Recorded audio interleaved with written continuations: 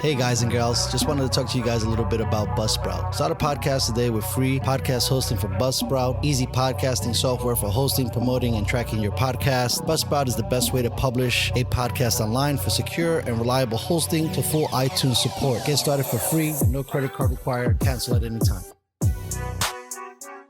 Stats for losers. That's why we took the damn field. Now, if you want to crown them, then crown their ass. This is what's great about sports. This is what the greatest thing about sports is. You play to win the game. Welcome to the Airin podcast.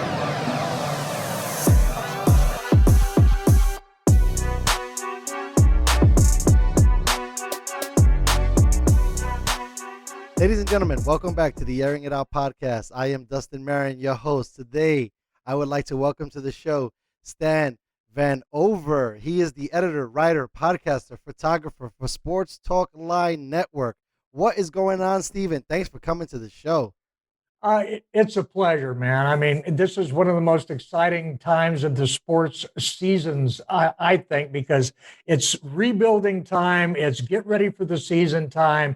Off season, there is no off season. I don't even know what they call it that. It's the pre-get ready season for the NFL 2021 season.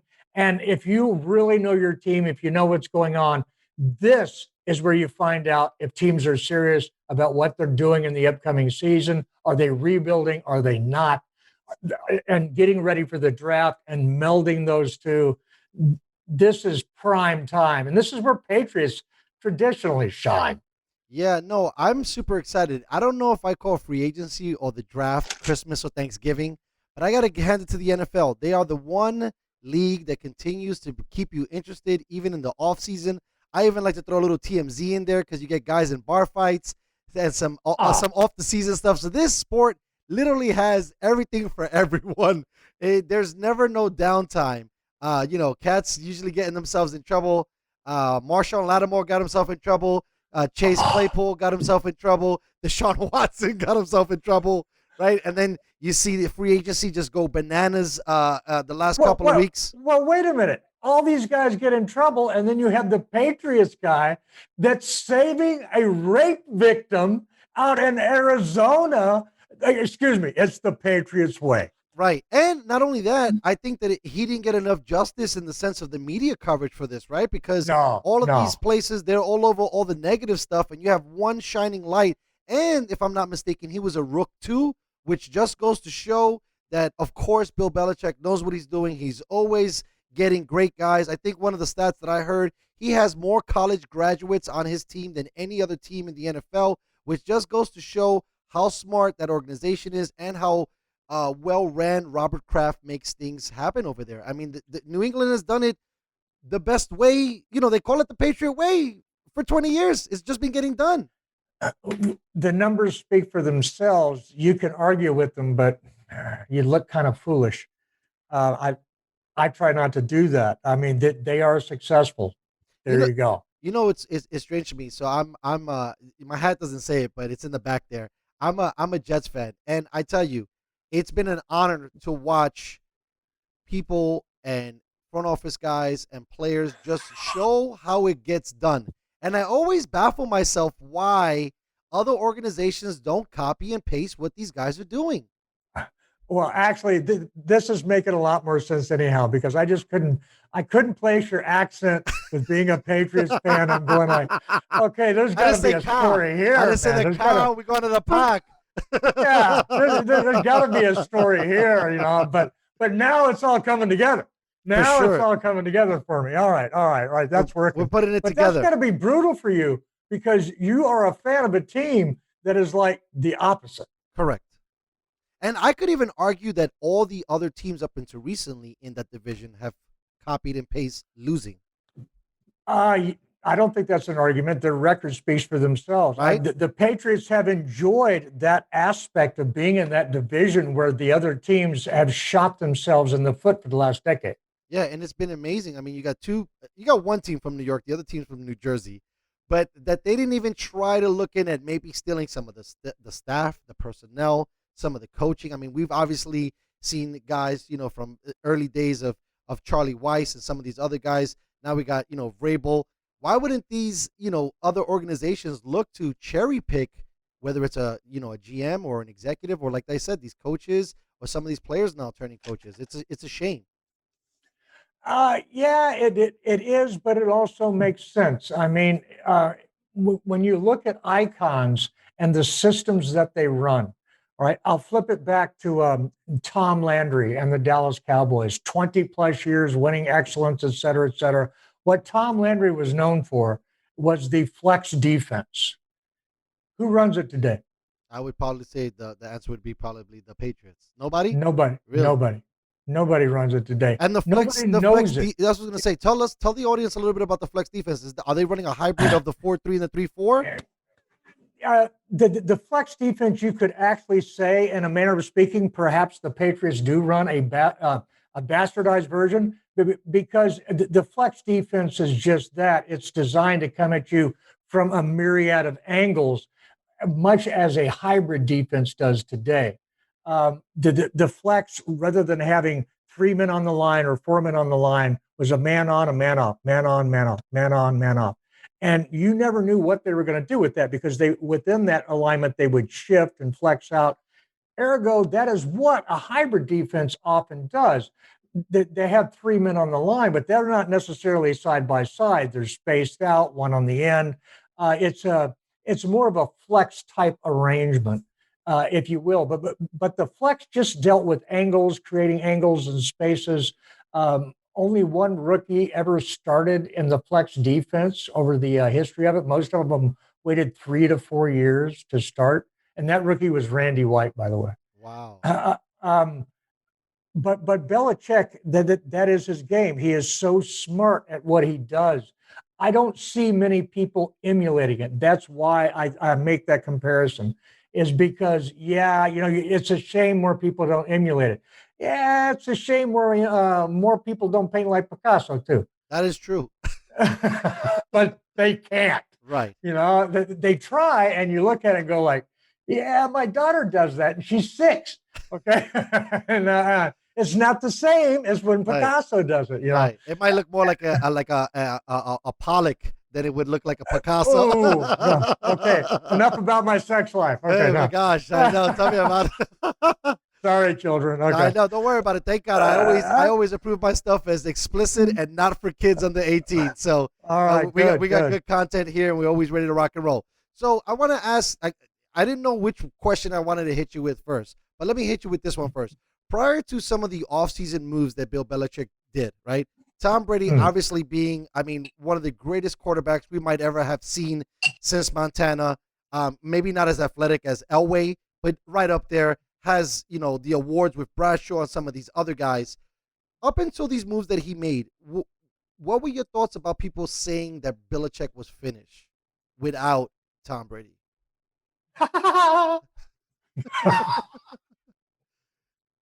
Okay, next question. Done. Okay. That's seriously. That's somebody that doesn't know football. Agreed. All right, and in order to win in today's game, football is eras. And what it took to win in the 70s is not what it took to win today. Of course, you can always say, it takes a winning combination. Well, you got me there. Okay.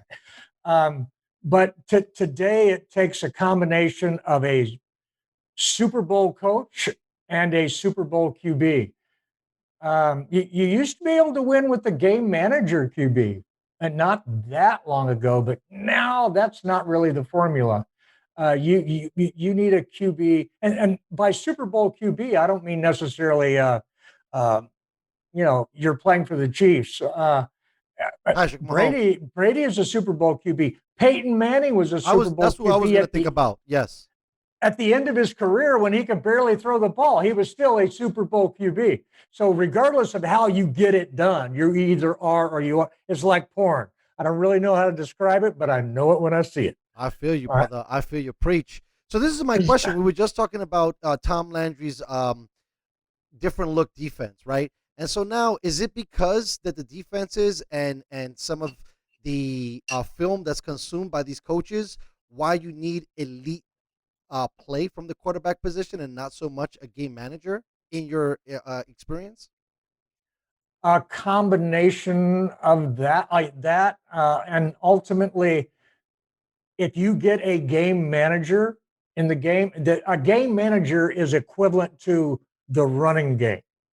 And that's why you don't have teams relying on the running game per se. And you don't have teams, as their primary weapon. And you don't have teams relying on a game manager unless they have to, because the rules are so skewed now that if you're doing that while the other team has a QB like that, you're screwed. Right. So it's not so much the defense is playing the other guy on the other side. That makes a Yeah, lot of it's sense. today's game. So let game. me ask you now, and some people might argue this, and some people might argue against this. Is Cam Newton a Super Bowl type of quarterback? No. Right. So is he just a filler until Belichick gets his guy? Yeah, he's the best deal that he can get right now. And when you look at Cam Newton, when people think of Cam Newton, they think of what he was when he played in the Super Bowl. Right. That's a different Cam Newton. That's not the Cam Newton now. That's an entirely different player. Okay, this Cam Newton has an arm that's bone on bone. He's had surgeries that he's told nobody about. I've actually interviewed a nurse that worked at the hospital where he was sneaking in at night and not even telling the team. Yes. Wow. He is a shell of the player. And actually, it's a testament to how tough he is. I agree. I mean, he's definitely been a class act. So let me ask you, not saying that Jared Goff is a savior, but why not maybe get a Matthew Stafford and make a trade like that? Because Matthew Stafford potentially might have some gas in the a little bit left in the tank. I mean, not saying that he's a Super Bowl caliber quarterback, but he's kind of close. He just plays in Detroit, and they've never given him the weapons. I mean, is it something that they want to kind of groom their own guy? That's a great question. And let me put it to you this way. It's a way when I was actually going to bring this up myself when we're talking about QBs that they can possibly look at in the draft. And it's like, if you took Cam Newton last season and you had 0 bonehead errors, what would the Patriots record be? It would definitely be either above 500 or 10-6, because I watched a lot of those games that they lost very closely. I mean, they played the Chiefs last season and didn't get blown out. If there wasn't bonehead mistakes, I mean, I thought that he pretty much ran the offense really well. They did kind of some form of a college offense, which was dink and dunk, and then when we get there, we just run it up the gut with either Cam, and they got a slew of running backs, whether it's White or Michelle. I mean, they get guys done. I mean, they pretty much plug anybody back there, and they get the job done. So for sure, I mean, Belichick is usually an 8-8 or better. So yeah, can you guys? Can the Patriots win with that? Oh heck yeah, But you've already got that in Cam Newton, because in the second year, I don't really see Cam Newton making those kind of bonehead mistakes. Belichick knows what he's got. Newton understands Belichick a lot better. They're going to work the offense in a manner, and he knows what kind of weapons that he wants to put around him. I mean, that is the strength of Belichick. While the rest of the league is out there making orange juice, he's over there making apple juice. All right. He's going to get talent that the rest of the league isn't looking for. That's what he did when he got the 2 tight ends, the Gronk and the criminal. And those guys were incredible together, man. The synergy between those two and the way that they destroyed defenses by the way they trapezoid stretched them and then cut inside the seams and just destroyed them. And I think he's trying to do it again right now with the 2 tight ends that he went out and got. I mean, do they look familiar and what they can possibly do to it? Yes, they do. But they're not quite as good as those other 2 guys, but they can still be effective. And then in the draft itself, there's all sorts of tight end talent. It's a deep position. There's a few at the top, and then there's a bunch at the bottom that are really interesting. And that is the genius of Belichick that you just brought up. He goes out and gets these other guys. Is Cam Newton a Super Bowl winning quarterback? Not with most coaches, no. But could this team actually compete for a Super Bowl? Probably not this year. I know, but don't discount them, because I haven't seen what Belichick is going to do with this talent scheme that he's put together. And you got to wait and see, because that guy in the 70s, when he was coaching, he'd forgotten more than I will ever know. I couldn't agree with you more. I mean, this guy, it's insane to think as a defensive coordinator with the Giants, wins 2, then goes to New England, shows up in 10 Super Bowls, or excuse me, he shows up to 8, wins 6, 9, wins 6, with different styles, right? They had it before. They would win with more defense and running. Then Brady got caught up, and they did a little bit more of spreading it. Then, like you said, they brought back Hernandez. They brought Gronk in, running a 2 tight end set, single back formation, just destroying seams, confusing linebackers. Then they get Randy Moss, and now they become this prolific, airing it out kind of team. And then they shrink it back down because they lost. So he is definitely someone who knows how to change with, like you said, the eras. And not only that, make the personnel work for him. He's not stubborn in that way where if he has, guys that can't do it, that he won't change the scheme. And even now with Cam, they switched differently. They became more of like a Ravens team, running the rock and doing kind of, the run, the RPO, and kind of the those kind of trickery plays that got people confused because obviously they didn't have the talent to catch the ball, especially deep. But all those guys are going to come back now. They're going to be learning. You got Hunter Henry coming in. You got Nelson Aguilar coming in. They might be able to teach these guys how to get the job done. I mean, you can't bet against Belichick. And now look at that, Nelson Aguilar, okay? He's not necessarily the type of wide receiver that is going to make Cam Newton better, all right? They've already got that in Harry, okay? He's the type of guy because Newton still actually, even with his arm, he throws a nice seam or sideline throw, and these guys are great going up for the contested catch, et cetera, et cetera. No, Aguilar is more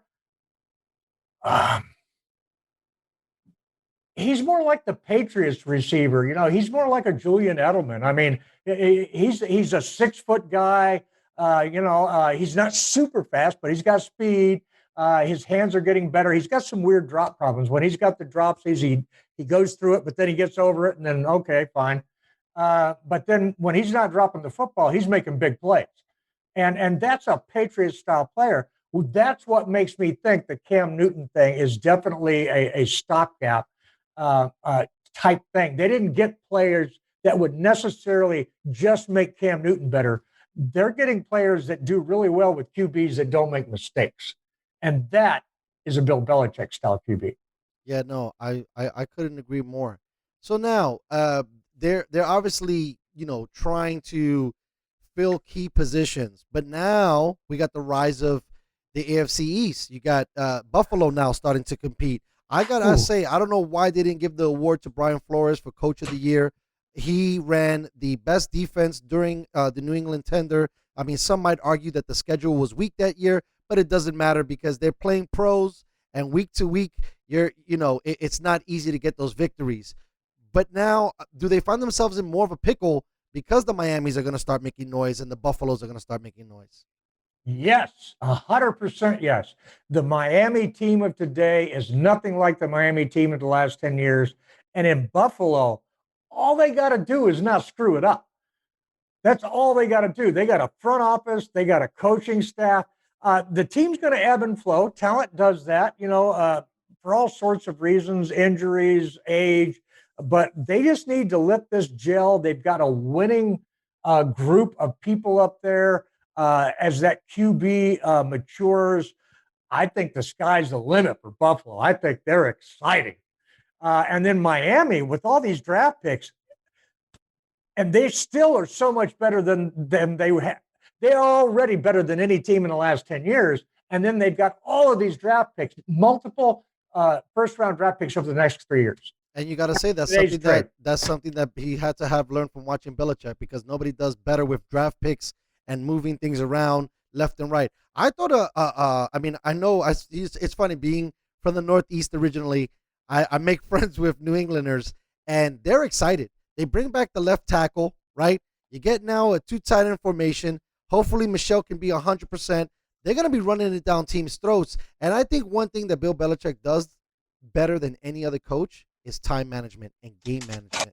Because some of these coaches, I seen it when I watched the playoffs of the season past, and these coaches are screwing up how to call timeouts, when to call timeouts. I mean, this is your job, right? And nobody does it better than Bill. Bill understands all the subtle nuances of the game. I mean, there was a play I think that Teddy Bruschi did to him. Mike Vrabel did to him last year that Belichick was known for, which is taking a penalty on a kickoff or a punt so you could get more space to do the punt. So these are the kind of things that they do and that they teach. I mean, I've always argued. And the free kick. Yes. The free kick that you guys did, calling the fair catch so you had the free kick and got the point at the end of the half. Genius stuff. And you're absolutely right. There are coaches that have the 20 years, the 30 years of NFL experience that are out there. They still don't know that shit. This guy does. He reads. He stays up on the rules. He gets excited. He actually goes down to Key West every off-season. Yeah, and sits there with Jimmy Johnson, and they talk philosophy, football philosophy and stuff. And these guys love the game. They have not worked a day in their life. Yeah, I know. I think some of his guys too is Urban Meyer. I know he's been guilty of hanging out with and sharing knowledge. I mean, Nick Saban was a friend of his. Ossie Newsome came from Cleveland and was playing for him and did some front office stuff for him. So it doesn't matter who works with this man. They just learn so much. I wanted to ask you, what are your thoughts on Josh McDaniel? Because Josh McDaniel, I think, is another unsung hero of this team, because he's over there operating this offense and doing some amazing things. I thought he caught a raw deal up in Denver, man. All he did was take him to the playoffs and win a game. And he was doing it using a QB that was not the normal NFL QB. And he was fine with it because that's perfect Belichick. I'm going to take this guy here that nobody else wants, take him. He's got talent and they don't know how to really defend it. This is beautiful. And he got lampooned for it. All he did was win. I know. I can't believe it. I mean, the guy always prays on the floor, that young lad that he took. But I think they beat the Steelers on that last play of the game that they took it to the house. And so, it sucks that you get fired for winning. The NFL is a very strange place because none of these jobs are protected. I started to think about, as a fan, right, and not a fanatic, and somebody who enjoys the game. Oh, everything is like 3 years in fire. Some of these, organizations move over. Should they start looking at things maybe in the Patriot way or in the Steeler way, where it might take a coach 5, even 10 years to implement philosophies and teachings so that we learn how to win? Because I think once you change, coaches like your socks, it's hard to pass on that knowledge, and losing is infectious. So is winning.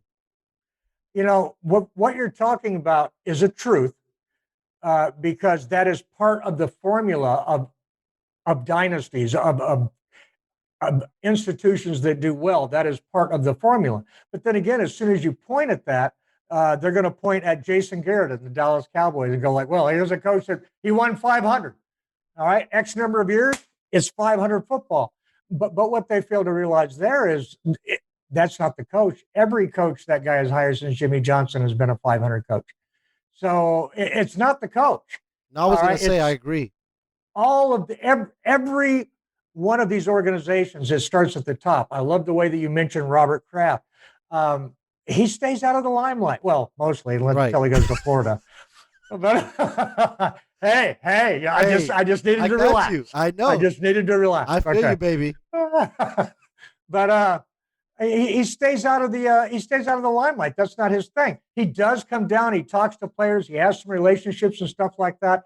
That's cool. But he backs his coach. And he backs his front office. I hired you guys. I believe in you guys. You're good. This is what. Do you know who Clint Murchison is? No, please educate me. Exactly.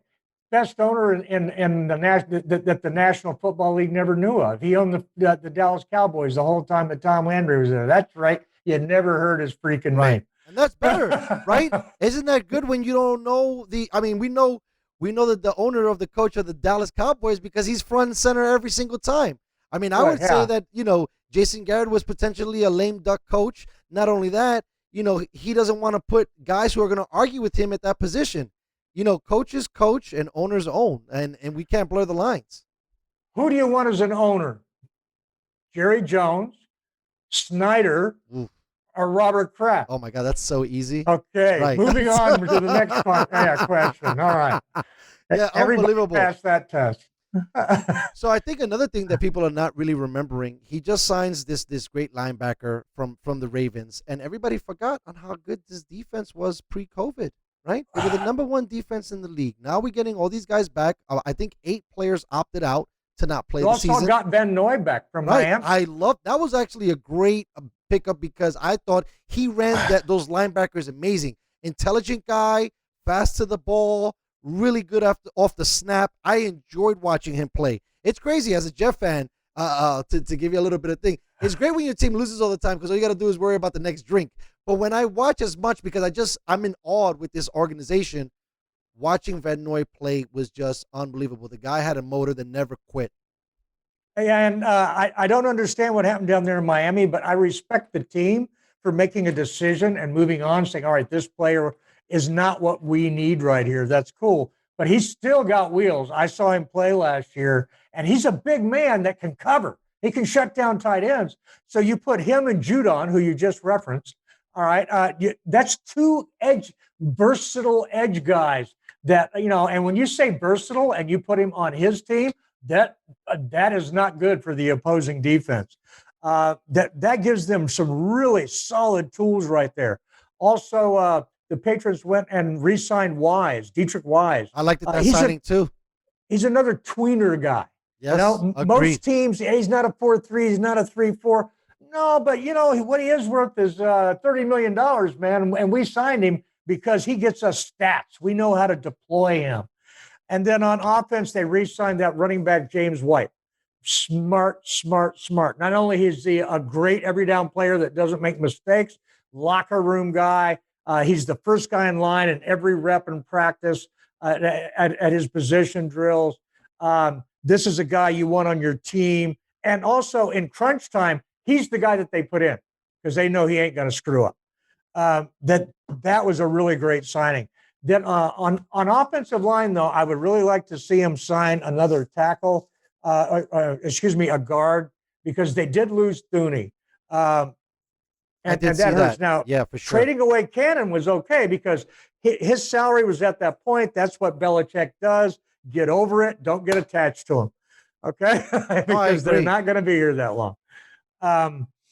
So, look, a lot of pundits have them looking for QB and wide receiver and I think safety in the draft or something like that. Hell no, it's going to be offensive line. You watch. You guys are going to come away with a good offensive lineman in the draft. But on offense, man, I love what he did with those tight ends, like you were talking about earlier. That's so exciting. And there's a player coming up, and I got him looking here, and he's a guy that I think when you look at the Patriots, something that they do that they've done so well, they've had the best fullback in the league for the last X number of years, right? All right, James Devlin. And he's not going to be their fullback anymore. It's going to be Jacob Johnson. And this guy has stepped right into the role, man. I mean, he did it last season, and he's made plays for him. He looks really good. But there's a guy from, and he's 6'4", 242 pounds, Tommy Tremble out of Notre Dame. He's a tight end for them. He's going to be a fullback in the NFL, which means he's only going to go to a few teams.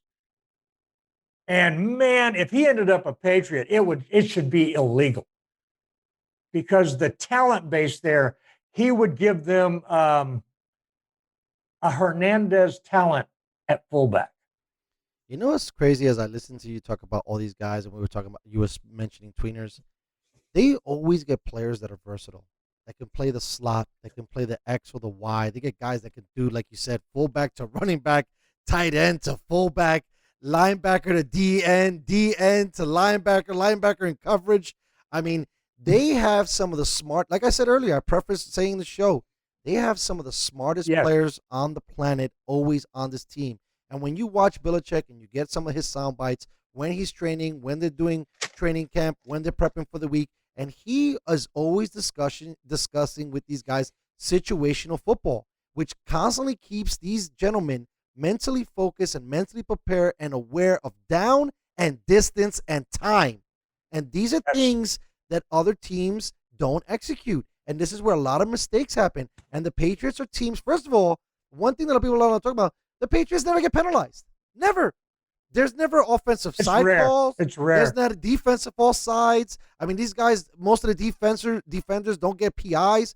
That's a lot of yardage. If you make that math up in the plus column, not so much the minus column, I mean, no wonder for Bill it's usually second and short, right? And teams are usually facing him in third and long because of these small things that they do, that they got guys coached up and understanding, like I said, down and distance.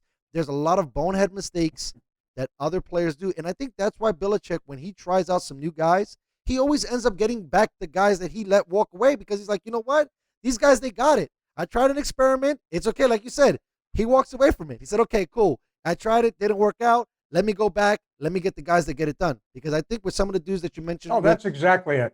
With Wise and Van Noy, it's gonna be crazy. And then now, I thought they were gonna move off of Stephon Gilmore, but Stephon Gilmore is a shutdown corner, A+ defensive player of the year type that can go against any player. And in my opinion, there's no one deadly in the East in the sense, I mean, you could argue maybe Stephon Diggs might be the only guy because Miami, they're still trying to figure out who's their number one weapon. The Jets can't figure out anything. I mean, they did sign Corey Davis, but we'll see how it goes.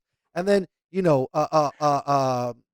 just to have a guy like that on their team that can just shut down dudes, it's just got to be impressive. Oh, it makes you so flexible with the rest of your defense.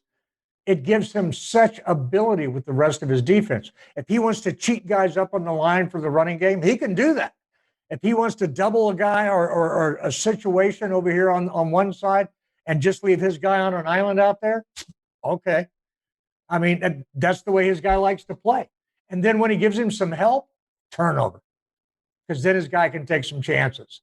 And the guy is smart enough, like you say, at his practices, a Bill Belichick practice is a wonderful thing to go.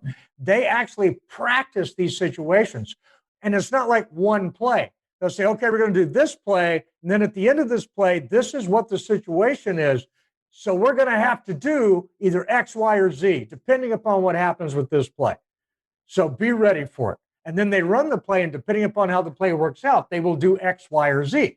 And he actually practices this, talks to everybody real quick because they've already covered it inside in the room, okay? He's just reviewing what he said out there. Boom, boom, boom, boom. They up and run it. And, like you also mentioned, that's one of the things that it's a trivia question. Name the Patriots offensive lineman that has three holding calls in one game and is still on the team. That's right. There isn't one. Okay. Exactly. Like I said, they don't get those calls. They don't beat themselves. I think one of the more genius moves that I've ever seen Belichick execute, and me and my friends, it's funny, we're NFL fans, but you just always keep going back to Belichick because some of the stuff that he does is just amazing. Yes. If you have the Seattle Seahawks in that Super Bowl and Marshawn Lynch was supposed to run it up the gut and he doesn't call a timeout, it just makes you go like, what? But he puts it on the other coach to make the decision. And what happened to Carroll? He outthought himself, pick on the 1 yard line, right? Same thing with Atlanta, okay? They're up. They're up 23 points, right? He doesn't panic. I mean, thank God he had the field general called Tom Brady, but doesn't panic. They come back little by little. And again, there was a position, where the other side, Atlanta was supposed to be running it for the first down. They end up throwing it. Passes broken up, turnover, right? Belichick goes down the field goal. Now the game starts with 3 points. And these are the kind of things that are constantly done, even at the highest level, even when the game is more sweating and crazier. Belichick not only doesn't beat himself, he doesn't let his players beat himself. Whenever somebody mentions that, I'm sorry, I'm sitting here grinning like an idiot because I can't help it. So I was actually at this. So after Pete Carroll made that wonderful decision in the Super Bowl, right. okay, So that off season, there's that term again. All right, he's actually doing a good thing, right? He's at a food drive, and he's helping out people. It's free food in a needy area. So he's got these sandwiches, right? And there's a bunch of people lined up. He says, "All right, who wants a hoagie?" And he tosses one out. There's a guy standing off to the side. He reaches out and he slaps it down. He said, "You should have handed it off." I think everybody and their mother, even Patriot fans, was screaming, "Hand it off to Marshawn Lynch." And the whole entire world was shocked when that play was not called.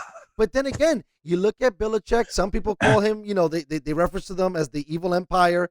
But this guy is more than cool and calm, whether they're winning or losing. He's even keel. I think we've seen more yelling and screaming in the 80s, 90s, and 2000s. You don't see it as much. But you rarely see Bill Belichick losing his mind on the offsides. On the sideline. He only kind of gets pissed off when there's the terrible ticky-tacky call and he goes off on a zebra.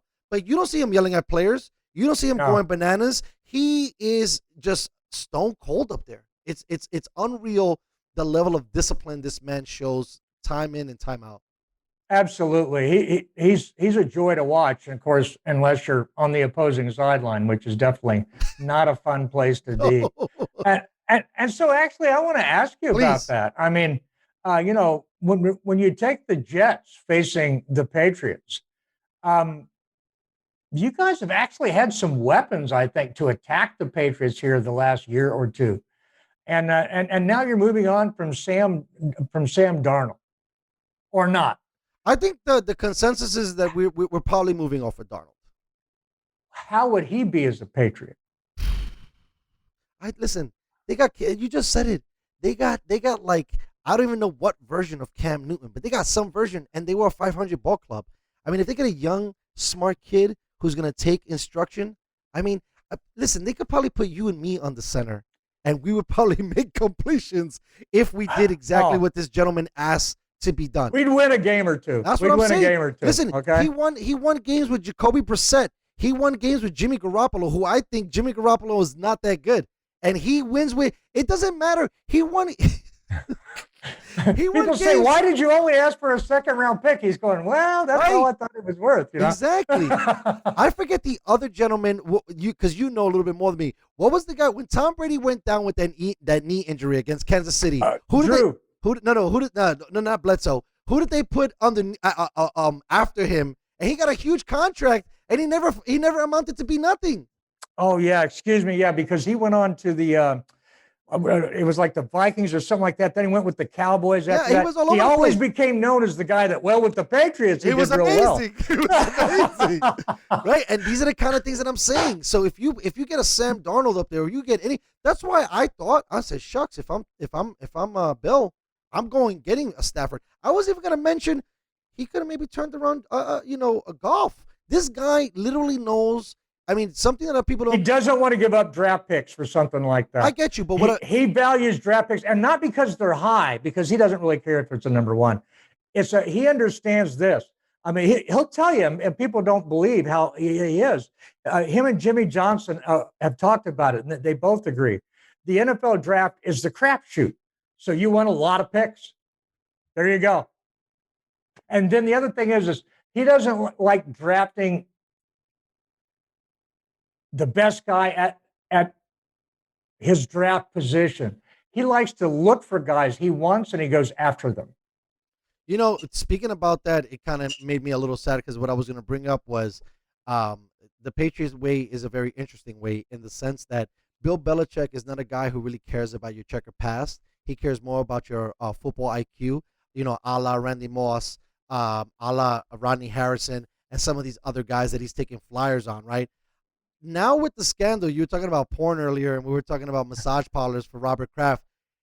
Do you think he would be interested if Deshaun Watson was at a discount, potentially, with all of these allegations coming out, maybe stealing him with a couple picks?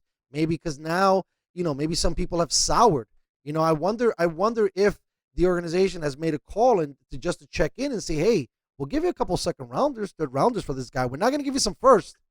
Because I would find it fascinating if Watson went to New England. Without a doubt, I don't think Bill Belichick would hesitate to pull the trigger on getting Deshaun Watson.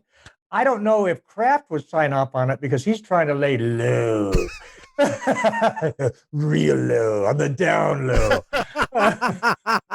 Yeah, no kidding. Okay, so I wanted to ask you too, because obviously you've covered this team. Your wealth of knowledge. I always get mad. I almost get into fights about this. That's why I had to tone my sport love down, and that's why I like being a Jets fan, because there's nothing to argue. We're gonna lose, right? And the Yankees, I'm a Yankee fan. They've won come on, you got Joe Namath, man. You got Joe Namath. Right. What about all the stuff that always comes out? They cheated the Rams. They had their playbook, or they seen their fucking, their blueprint on how to win the game there. Or Tom Brady is putting, ball guys to put pins into balls to deflate them. Or, Spygate with Eric Mangini ratting on his own guy, which I couldn't understand why you would do that. They've had some crazy scandals. Are they cheating, or are they just ahead of the curve? Well, both. You really believe they're cheating? Or maybe what right, they're cheating? Back in the 70s. Back in the 70s, okay? Yeah, let's go with football was real. That's when I really started following football heavily, okay? Was in the 70s. And back then, it's against the rules, totally against the rules. Punters would take the footballs because, special teams get their own footballs, right? They get K-balls, all right? And they would put them literally in the dryer before the game for hours. Because, oh, man, you get an extra 10 yards. Wow. Okay? And it was in the rules not to do that. And they were still doing it. 10 years they did that. And not everybody. Right. Some teams that they knew that if they could get away with it, they get it done. I mean, I always think about the late, great Al Davis. If you're not cheating, you ain't trying. What are we doing? What are we doing? All right. And the other thing is do you know how to find out where the line is? What do you mean? Oh, I don't understand. You have to step over it. If you don't step over the line, you don't know where the line is. It's the same thing on when a defender and a wide receiver go out the first time of the season. Coaches are paying attention like crazies because they want to find out, okay, how are they going to call this shit this year? Are they going to make them play? Are they going to make it hands off? Is it going to be Jordan rules? Or is it going to be nobody touches them and they glide to the basket? Okay. It's the same thing every year because you don't know where the line is till you step over it. So if you tell your defender, look, the rule says you're not allowed to touch him, don't touch him, then guess what? You're not going to find out. So is he cheating or is he ahead or is he pressing the rules? Is he doing whatever? He's pushing the line as hard as he can everywhere he can. All right. Now, does that mean that Brady wasn't just a total dweeb girl for doing what he did, how he did it? No, it was. He should have just admitted it, taken his butt kicking and gone on home. Instead, he acted like a little 3-year-old who couldn't admit that he got his hand caught in the cookie jar. He was a joke. That was embarrassing for Brady. And it doesn't take anything away from his accomplishments on the field, but as a person, I look at him and go, oh, man, come on. Yeah, I know. I thought that was funny because I was following that story really closely, and the whole smashing of the cell phone and some of that stuff. I was like, there's a little cheek in the armor. But this is the thing too, right? I love that. It's almost like it's better to ask for forgiveness than it is to ask for permission. 100%. And this is something I guess that Bill has dialed. And obviously whether Brady is a bit of a pansy in the sense of how he handled that situation, they still win. All they do is win. All they do is win. People want to go out and they want to go, oh, well, he cheated. I'm like, oh, well, and you want everyone to be like John Wooden, huh? Who's like, he's perfect, right? John Wooden, who had the GM that they make the movies about for how he brought in the players and how he gave them everything, and they never got caught. UCLA never got caught. And Wooden knew what was going on. He knew what was going on. And he left there a very unhappy man because he was unhappy with what was going on. And it was well known within the business. But everybody who holds him up is like, oh, man, he's just like the golden child because he never cheated. What? He played with a crooked roster the whole time he was there, and he knew it. So Do you think that this is He won. is He this won. is this a strange time now that we're in social media? I mean, I know on your bio on Twitter it says photographer, but now more cameras. Everyone has a cell phone. All this information is out there. That it's a little harder to be hard pressed about winning by any means necessary because now everything is held under a microscopic lens. It's crazy because I'm sure if you look at the 70s and the 80s, I mean, they literally in the Raiders locker room, it said cheat. All right. I mean, some of their DBs were known for using stickum. Right. I mean, I think dude. not Randy Moss. Jerry Rice just came out and said that he used to use stickum, and some people came at him. So it seems like this is a culture that came from a place where we got to get leverage where we can, right? Lester Hayes, man. Yes, that's Hayes my was guy. the man. Yes, he was. I'm too young. He was so I had to good, go man. back and watch him. He's dynamic. Oh man! I mean, that was a team of football players. That was a team of football players. Yeah, I think you're absolutely right. I mean, and when you're talking about everybody has a camera, it's so much cooler now for me going to like camp and stuff. I used to carry these 3 bodies and lenses that weighed. Oh man! I mean, dude. I mean, by the end of camp, I was a beaten soldier, man. And now I'm out there and I got this little thing with this 3000K, and it's like, yeah, this is great. That is amazing. It's got to be great for you in the photography sense because I'm kind of in the middle there where I had to carry some of that heavy gear, but now seeing this newer gear, I mean, what Sony has done with mirrorless is just unbelievable. Oh, it totally is. It totally is. But to the flip side is, back in the day, man, I mean, the players traveled by train and the press traveled with them. And you'd be watching a player chase a girl down the aisle, and you'd like, okay, I'm not writing about that. Nowadays, players almost have to be, oh my goodness. I mean, it's almost better to be blackened from the hood because they let you get away with shit. They being society.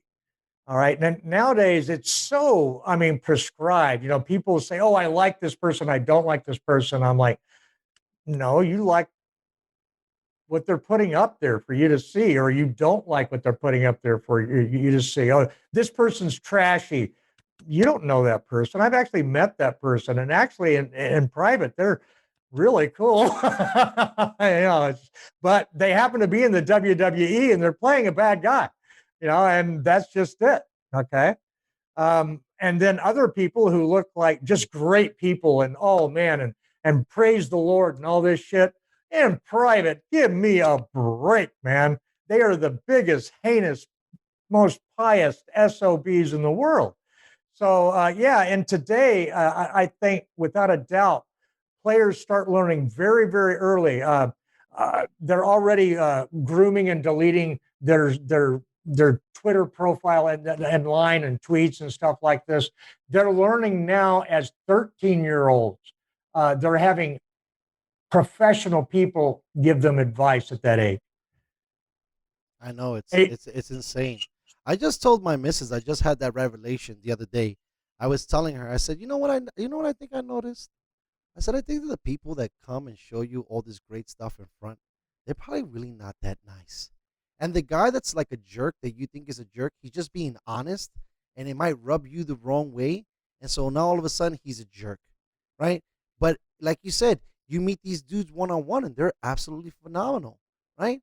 And I think now this is another thing too for me that thank God, as just a fan, not the fanatic, and as someone that is a student of the game, this is gonna sound crazy, but I could give 2 shits what you do off the field. I just care about what you do on Sunday or Monday or Thursday. Within reason. If you're out there killing dogs, okay, yeah, right, all right. Or killing people, right? There's that. Ray Caruth, okay, right. But for the most part, I'm just trying to evaluate this gentleman on his performance on the field, right? Hey, seriously, I totally agree with you, man. I don't care if you're banging hookers or and hanging out with with New York Giants linebackers of yesteryear, or Michael Irvin for that matter, or doing cocaine or whatever. I really don't care. That is not my business. That's not what I'm there for. I'm there to see what you can do on game day. As long as you aren't out there beating anybody. I mean, doing harm to the world. I really don't care. If you want to cross dress and go hang out at wherever, I mean, there's just nothing bad that you can do. I'm just so non-judgmental about that. That's your business. There's nothing wrong with having privacy. And when you talk about people that are like, oh, they're a jerk, very often what I've found is they're not a jerk to fans or the person. They're a jerk to the camera. They resent the intrusion. Hey, man, I'm walking down the street here. Do you fucking mind? I mean, that's why when I'm outside times, the last time I had a kind of a strange chance encounter, I was actually in Vegas with my wife, and I look across, we're having coffee, and I go like, oh, wow, I know her. I look at her, and then I look at her husband and go like, oh, wow, that's the Rams QB, the last guy that got the big contract that was injured for all the different teams. Okay. But I recognize him because of his tennis star wife. Okay. Was it Sam Bradford? Yeah. Yeah. And I was getting ready to give that away at the end, but never mind. Yeah, that's it. Yeah, I was going to say. And so anyhow, I'm sitting there, and my wife says, well, go over and try and get an interview because, hey, that's what I do, right? Right. And what I did is I looked at him and I waited until one of them looked up, and it was her, and I caught her eye and I gave her the I know you look. And I'm like, can I come over there? Or I ask. I don't do that thing. And now, if I wanted to be super pushy with what I do and everything, there are a lot of people in my industry that do that. Hey, I got you. Boom. I can't do that. I won't do that. I think it's wrong.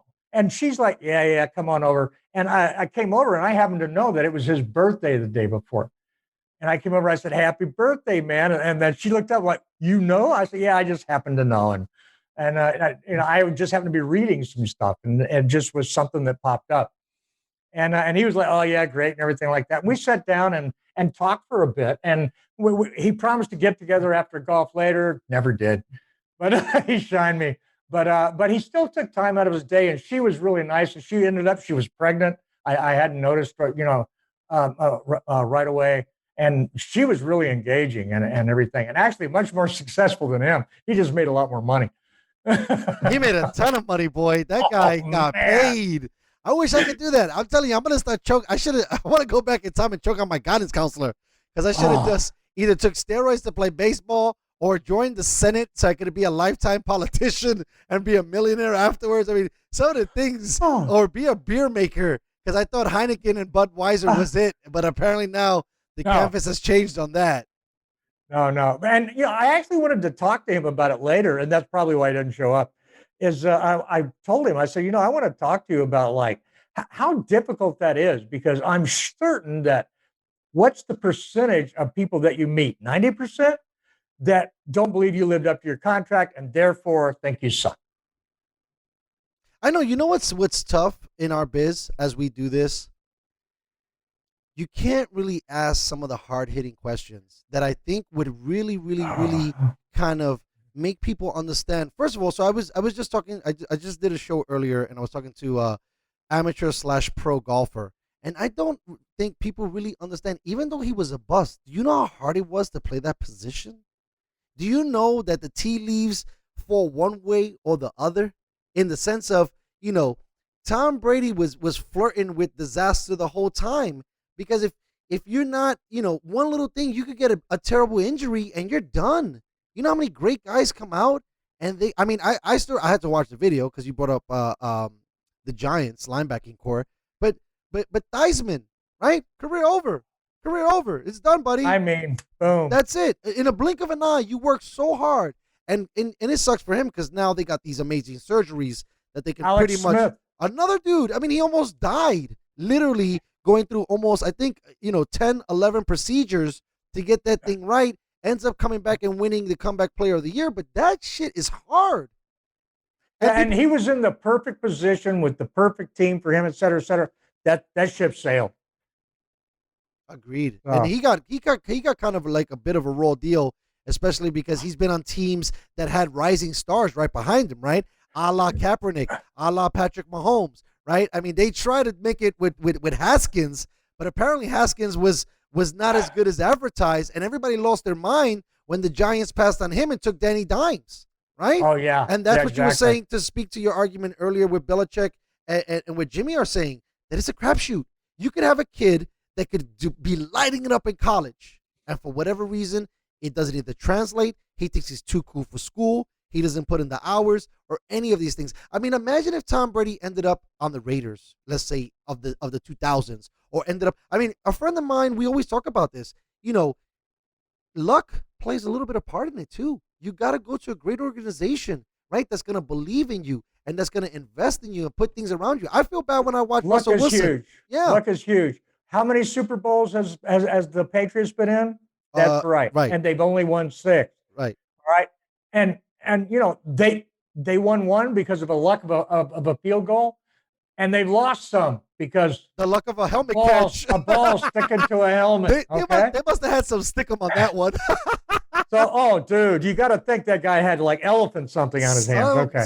Because he couldn't catch anything after that. Okay. Not only that, with the greatest safety on the planet draped all over you, right? I mean, just what he was doing to him, they do not allow in 50 states, okay? It is illegal, and he got away with it. I don't know how. Okay. And so it's important, I think, for some of these people to truly understand. And now I'm not saying that Bradford got a roll deal, ended up with the Rams, but maybe Fisher was behind his time, right? Maybe, it's another thing that I don't think is being looked at a lot. What are we looking at the strength and conditioning coach? I mean, Tyrod Taylor gets punctured by a doctor that's working for the team. Now, that might have been a one-off, but I am tired of seeing some of these guys being ridiculously injured. There's teams that deal with catastrophic injuries all the time. Listen, be progressive. Maybe we shouldn't be letting these guys lift 350 pounds. Give them some rubber bands. Let's go back to some of the old stuff. Let's do suicides. Let's sprint. Let's, do push-ups. Let's look at the way we're letting these athletes train. Because when I see a guy who trained all season and then jumps and rips his Achilles, I'm like, something's wrong. Yeah, you can generally tell when a team has an uptick in soft tissue injuries that they're having a problem in their training program. And that has plagued certain teams for a while, and then they finally figure out, I think I need some new training, guys. Imagine and, that. Wow, that stuff goes away. It's amazing. So, isn't that crazy? I mean, now also you'll have teams like the Raiders. When Al was still around, they led the league in pulled hammies every year. And that was because they had the fastest team every year. And also, too, I mean, like we're saying, that's why I'm saying for it now. It's okay, 70s, 80s, 90s. I'll even give you early 2000s. But with sports science and what it is now, and with nutrition and dieting and some of these other things, I mean, you should have that stuff dialed. Yeah, as far as those injuries, absolutely. But, we can never forget, this is not a contact sport. This is a collision sport. Yeah, and some of the numbers that they run on some of those sports science things, these guys are coming to each other like a freight trains. You have a man who's 6'6", 240, 50, 60 pounds, running a 40 in 5 seconds, and he's going to hit you? I wouldn't want none of that. Yeah, people don't really have a perspective, and you can't blame them. They don't know. For how good and how big and fast these people are. They've got that ship stuck in the Suez Canal. And people really don't have any idea how big that boat is. It's as long as the Empire State Building is tall. Wow. That's how big this ship is, and people don't get it. And they show this bulldozer on, that's right in front of the ship trying to work on the bank there where it is. And they're saying, wow, couldn't they find a smaller bulldozer? Because it looks like this little tinker toy out there. Then they show a human next to the bulldozer. That bulldozer is like 3.5 stories tall. It's all relative. And it's the same type thing right here. People don't know. When they wonder, like, well, how is a 13-year-old, getting professional advice from an agent? Why? Because at 13 years old, he's that much better than everybody else around him. That's why. You can spot these guys. Now, some of them are just because, well, they matured a year, faster than the other guys. But you learn to spot that. That doesn't, just because you matured faster, that doesn't give you true athletic ability. Just because you grow a beard before everybody else, That doesn't allow you to run a 4.5 40. So, I mean, so they find these kids that stand out. Now, that doesn't mean that there aren't other kids. Tom Brady was never a guy that ran a 4.5, et cetera, XYZ. I mean, he excelled where eventually he excelled. He was the perfect place for that. And there are plenty of players that are going to do that later. But there are plenty of players that you can spot that are athletic freaks. And those are the ones that are getting spotted early. And the ones with the super high IQ, those also get spotted early. They're usually your point guards on the basketball team, your QB on the football team, your shortstop on the diamond. Oh yeah, there you go. And a lot of people don't get it. Your QB is usually your pitcher as well. All right, and they do a lot of that. They are the best athlete on the team. They often play linebacker as well, because they're big usually. I think it's also a causality due to all the media, right? People watch one show on TV and all of a sudden they're an expert, right? They watch a documentary and all of a sudden they're gonna tell you about photography, or they watch they watch a show about Tonka trucks and all of a sudden they know how bulldozers work. It's like, man, listen, just stay in your lane. And as happy as I am with some of the the stuff that we got now, it's just the over access. And all the opinions matter, and anybody could say something in 240 characters, and it's profound and meaningful. And it's like, no, you don't know, you have no idea, and you're not out there. You gotta watch it. No. I've seen kids because I for the first year pre-COVID, I was coaching my son's. I was one of the coaches. I shouldn't say I was coaching. I was one of the coaches for my son's little league team, and there was a kid, batting stance, attitude, running bases. He was like 5. This kid, you just seen it. You said that kid's he's gonna be a pro. Just a 5-tool guy right there at that age. He had his own batting gloves. Like and I asked the dad. I was like, dude. He said it's all him. He just visualizes it. And the little guy was a scrapper. He's a small kid, and man, when he hit that ball, it was just like, man, this guy, and you could just tell. But if you're not out there and you're not watching and you're not doing it, right? That's why, like for me, I don't know how often you play fantasy football. I see that board behind you, so it makes me think about that sometimes as like your draft board when you're picking positions. I want to try to play sometimes GM and coach and all this stuff. But a lot of people, they read all this paper and they read all these websites. I just watch the game. You can literally tell from watching the game what is happening. Usage, downage. You can. One time a guy told me, because I try to suck in as much knowledge as I can, a guy said, I could tell you in the first 2 minutes of a football game who's going to win and who's going to lose. And that only came to me in my brain when I watched this last Super Bowl. Once I seen that offensive line getting pushed around, I said, this game is over.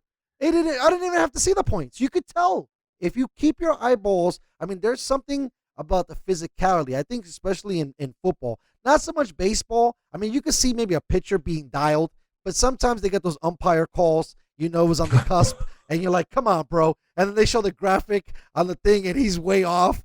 But there's a flow and a rhythm, and when you can see that flow and rhythm, you just gotta throw your hands up and say, listen, when they're happening. When they're in the zone, you can just, you learn to spot that. When you're around the really elite athletes of the world, regardless of the sports, when one of them gets in the zone, and the elite athletes do it a lot.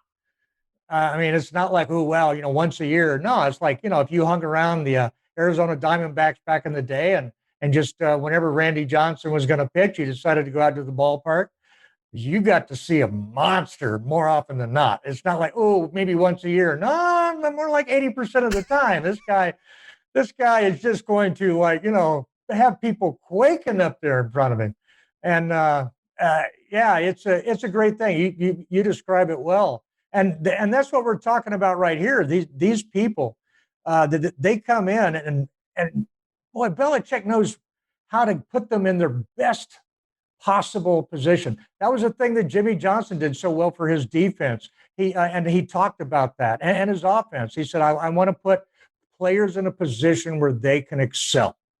I want to give them something they can excel in with their skill set. And I think that is what Bill Belichick does so very well. He's had a year to come back. It's like, back in the day when Belichick and Brady were at their zenith, what you did not want to be was the team facing the Patriots after they came off of a loss. Yes. You did not want to be that team. Do you want to be the team that's facing the Patriots after they come off of a losing season? No. Right. Dialed. Dialed in. They just the level of execution, and he has some of the great like buzz lines or terms of ever. Just do your job. Right? I think the one going up to the Atlanta Falcons one was we're not finished. Like just doing certain oh gosh, what is the word? But just having these phrases and just keeping it simple for these guys to just understand. I mean, I think now do your job is better than saying you're fired. He should have TM'd that from Donald Trump. Because, when so many people that I am in my circle, they're like, bro, just do your job, right? Like, that's all we got to do. If everybody does their job and executes, man, it would be a hell of a world, huh? Yeah, totally. And of course, that is the Patriot way, to do your job and to execute. That's what you're there for. That's what you practice for. You study so that every situation, every down and distance, you have an idea of what is supposed to happen, what could happen on that play, whether you're on offense, on defense, what you're looking at, what's going on, what can come after this play. You've got an idea. You've been talking about it in a meeting. You've sat there and you've done the mental reps in your head so that you're not caught flat-footed. And not just one of you, all of you. And that is the difference between a Belichick coach team and a team coached by, 31 other coaches. It's funny, and I know you're busy and we'll get out on this. I just interviewed a couple weeks back this young kid, race car driver, shout out to Little King. And he talked to me, and I try to get into the psychology of racing. And he talked about, well, when this car does that and the other car does this, I'm going to do that, right? And I remember when I had a small time to work for Warren Moon, he talked about the mental reps, seeing it, going down. Okay, this happened. What's going to be followed after and followed after? It's almost like, I don't know if you've played chess, right? You don't just think of one move. You think about the move you're going to make that they're going to make that you're going to do after. You got to be 3 moves ahead of the opponent to dominate. And I think that the Belichick does it. I think that the Kraft family gets it done, and the Patriots organization gets it done better than nobody else. Steve, thank you so much for your time. It's been a blessing. I can't wait. Hopefully we can get you back on again. I got to see what they're going to do in the draft. Maybe we could do something during the season as well. I know you talked about a little bit with me, maybe doing some of the rankings on some of the other team. I'm down for all of it, my friend. It was an absolute pleasure to talk to you. Oh, man, it's a pleasure being here. Great show. Thanks a lot for having me. And yeah, I'll be doing the Dallas Cowboys camp this year. I usually go to that every year. And then wherever else, and also the Los Angeles Rams camp and the Chargers camp. Nice. So yeah. Maybe I could get some tips from you for the Charger camp because that's closer to my San Diego location in Southern California. So I'll be reaching out and talking to you, and you let me know what you see up there, and hopefully they're not sticking guys with needles like they did last year. Oh, no kidding. Oh. All right, that's brother. The Chargers, man. That's no the kidding. Chargers, They can't get out of their own way. Thanks again, Steve. You have a good weekend, brother. All right, that was a lot of fun, man. Yeah, that's great, huh? Yeah. All right. Please have it. Call out, reach out anytime. Had a lot of fun. We'll definitely give the once the show gets up, give me a link or whatever, and I'll send we'll it right put to it you. on. Yes, sir. Yeah, we've got some Twitter accounts. We'll send it out from. Oh, I appreciate you so much, brother. Thank you so much for your time. And like I said, I'll get it done probably by this weekend. I'll get it to you early sometime midweek. Sounds great, man. Take care. Yes, Enjoy sir. the show. Yes, sir. I enjoyed it as well. You take it easy, brother. Oh yeah, Tell me. Chargers camp. By the way, it's usually in Irvine, right up here in Orange County. I actually used to live across the street from it. It was great. Really? I got all my contacts are in the OC. So let me know. I'll meet you up there and kind of hang out if I can. I know I got some juice. I could probably pull my own strings and maybe get up there, but you let me know. I'll be down to go. All right. Sounds great, man. Love to see you out there at the show. Take For care. sure, brother. You take it easy. Stay safe and stay healthy out there, guys. Thanks for listening to the show.